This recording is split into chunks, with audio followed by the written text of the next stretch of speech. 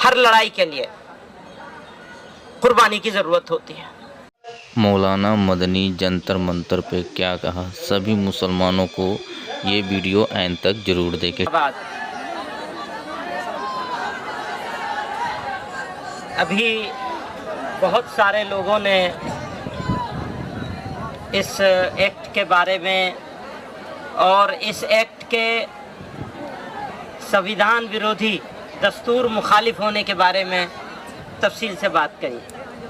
तासुर ये दिया जा रहा है कि ये मुसलमानों का मामला है, हालांकि सच्चाई ये है कि ये मुसलमानों का मामला नहीं है। सिर्फ मुसलमानों का तो है ही है, लेकिन सिर्फ मुसलमानों का नहीं है, बल्कि ये मुल्क के दस्तूर का मामला है।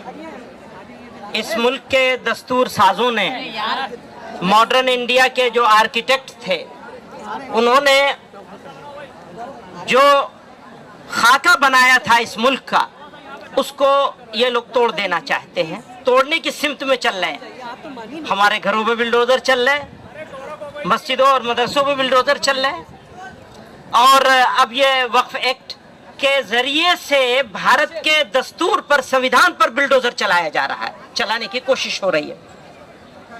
तो मैं इसकी मुखालिफत तो हर हाल में करनी है, लेकिन आगे का लाहे अमल क्या होगा, आगे कैसे किया जाएगा, इसको ये लड़ाई कैसे लड़ी जाएगी। तो जैसा कि सब लोगों ने कहा कि ये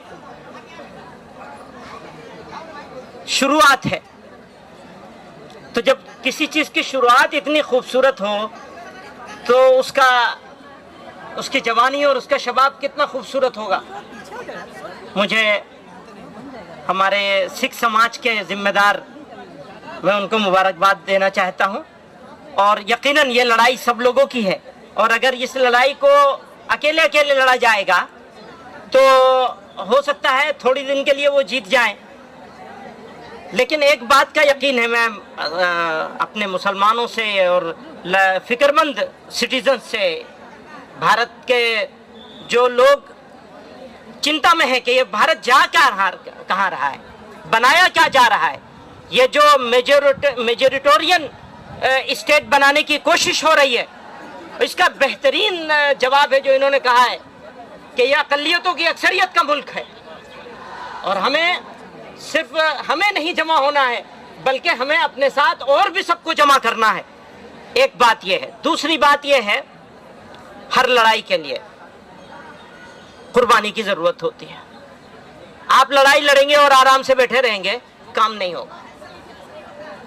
और जो बात इन्होंने कही कि बस इनफ, बहुत हो गया, तो कुर्बानी देने के लिए हमें तैयार होना चाहिए। मैं मेहमानों का वक्त नहीं लूंगा, मैं तो अंदर का आदमी हूँ, मेहमान नहीं हूँ। बहुत सारे मेहमान यहाँ मौजूद हैं, तो मैं एक शेर पे अपनी बात ख़त्म करना चाहता हूँ। ये आगे का अज़्म है हमारा। थोड़ी तकलीफ़े रसन, कलीम आजिज़ मरहूम ने कहा था, थोड़ी तकलीफ़े रसन फिर थोड़ी सी तकलीफ़ेदार। रसन कहते हैं जेल को, तो अब सिर्फ सड़क से काम नहीं चलेगा। थोड़ी तकलीफ़े रसन फिर थोड़ी सी तकलीफ़ेदार, उसके बाद है दोस्तों आराम ही आराम है। और समाजवादी पार्टी के एक बड़े नेता जो कि अखिलेश यादव की तरफ से जंतर मंतर पर मौजूद हैं, उन्होंने भी ये बयान दिया है कि हम मुस्लिम कम्युनिटी को यकीन दिलाते हैं कि हम वक्फ तरमीमी बिल 2024 के खिलाफ मुसलमानों के साथ खड़े हुए हैं। जी दोस्तों, आप खुद सुन सकते हैं कि समाजवादी पार्टी ने वक्फ तरमीमी बिल 2024 के ताल्लुक से क्या कुछ कहा है। सरकार को पता है कि रेल और रक्षा के बाद अगर सबसे ज्यादा कहीं जमीनें हैं तो हमारे वक्फ बोर्डों के पास है। ये बीजेपी के लोग जो देश के अंदर नफरत फैला रहे हैं, देश के अंदर लोगों को चैन से नहीं रहने देना चाहते हैं, देश के अंदर हमारे मुसलमान भाइयों के हर स्तर पर हमला कर रहे हैं, चाहे उनके शिक्षण संस्थान हो, चाहे उनका रोजगार हो, व्यापार हो। अब तो हद हो गई जब उनके द्वारा वक्फ की हुई जमीनों पर भी इनकी नियत है। तो मैं आदरणीय अखिलेश यादव जी की ओर से, समाजवादियों की ओर से आप सबको यकीन दिलाता हूं, हर स्तर का संघर्ष करेंगे, इस बिल को वापस करा के छोड़ेंगे, ये मैं आप सभी को यकीन और विश्वास दिलाना चाहता हूं।